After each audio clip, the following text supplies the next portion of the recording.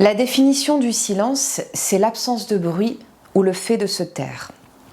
Dans cette 6e vidéo, on va aborder la notion de la culpabilité, qui est une autre des clés du silence chez les victimes. Il y a plusieurs éléments qui peuvent construire la notion de culpabilité. La première, c'est la culpabilité de s'être laissé faire. Même si la victime ne pouvait rien faire, si elle était en état de sidération, quelle que soit la raison, la victime porte la culpabilité de s'être laissé faire, de ne pas avoir empêché l'agression.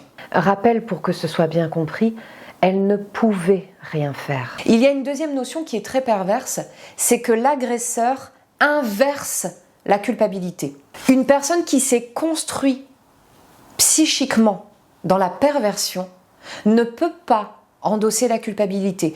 Il est incapable, en fait, de ressentir de la culpabilité et il ne peut donc pas l'éprouver. Dans la manière de communiquer ou d'agir avec la victime, il va donc installer ce mode relationnel qui va faire porter la culpabilité à la victime. La victime endosse alors la culpabilité à la place de l'agresseur. Ces petites phrases, on les a entendues dans des affaires de viol ou de pédophilie. Elle était contente, elle m'a séduit, il n'a rien dit, ça lui plaisait, je le voyais dans ses yeux.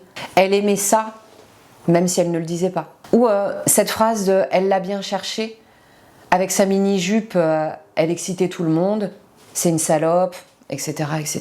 Toutes ces petites phrases, en fait, ont pour but de faire porter la culpabilité à la victime. Et il y a une donnée importante à connaître, c'est que dans l'inconscient collectif du patriarcat, de cette société construite sur le pouvoir de l'homme, le corps des femmes et des enfants appartient à l'homme. Tout ça est inconscient, on est bien d'accord. Il y a beaucoup d'hommes qui ne se disent pas « les femmes m'appartiennent, les enfants m'appartiennent ».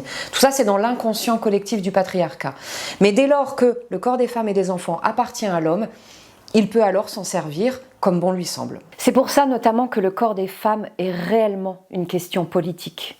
Le troisième élément qui va bâtir cette forte notion de culpabilité, c'est le fait d'avoir besoin de donner du sens aux événements. L'événement pour la victime, l'agression, n'a pas de sens. Je vous propose d'aller voir la première vidéo sur la question du trauma où on explique cette donnée-là.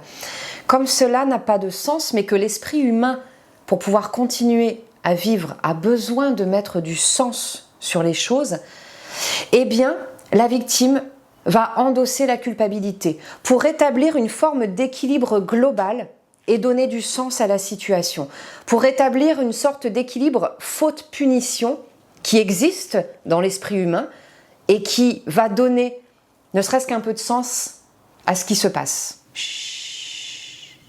Pour résumer, la victime compense ce déficit de culpabilité de l'agresseur en portant elle-même cette culpabilité. Ce qui est le cas dans la perversion, qui n'a que faire de la culpabilité et qui s'en prémunit d'ailleurs.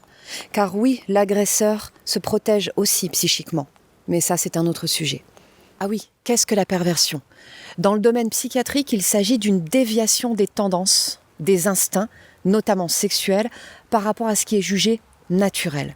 Oui, je vois bien en quoi ce mot peut déranger, mais clairement, un lien sexuel forcé ou un lien sexuel entre adultes et jeunes mineurs n'est pas naturel.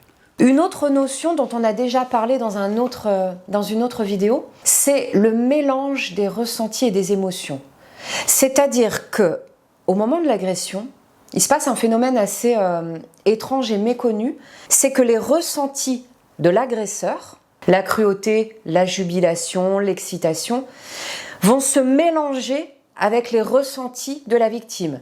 La peur, l'effroi, le dégoût, et vont venir s'intégrer, tout mélanger, à l'intérieur du psychisme de la victime. C'est-à-dire qu'après l'agression, la victime en elle, elle a intégré tous ces ressentis-là de manière indifférenciée et de manière inconsciente.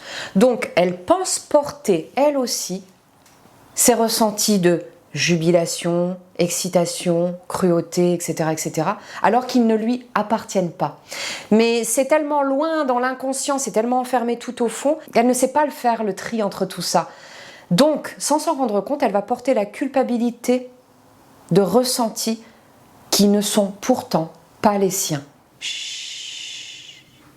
Dernier élément, dans le cas particulier de l'inceste, dans le développement de l'enfant, il y a toujours ce moment où la petite fille veut séduire son papa, le petit garçon est amoureux de sa maman, ça fait partie du développement psychique de chaque être humain. Ensuite, l'adulte pose les limites. Non, mon petit garçon, je ne me marierai pas avec toi plus tard, ce qui permet à l'enfant de s'ouvrir à l'amour en dehors de chez soi lorsqu'il sera adulte. Lorsque l'adulte ne pose pas ces barrières absolument nécessaires, l'enfant peut se sentir coupable d'avoir initié la situation d'inceste.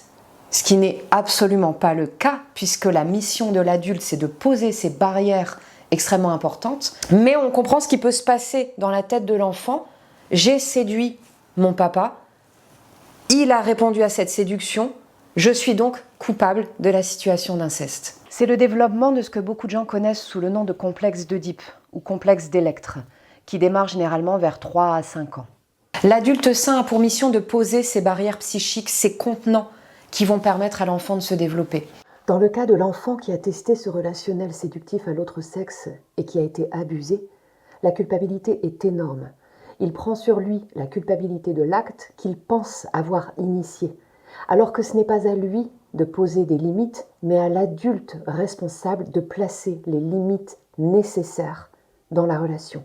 Au vu de tous ces éléments, on comprend la somme, la masse, l'importance de la culpabilité que peut porter une victime et comment cela peut amener à mettre un verrou supplémentaire sur cette question du silence.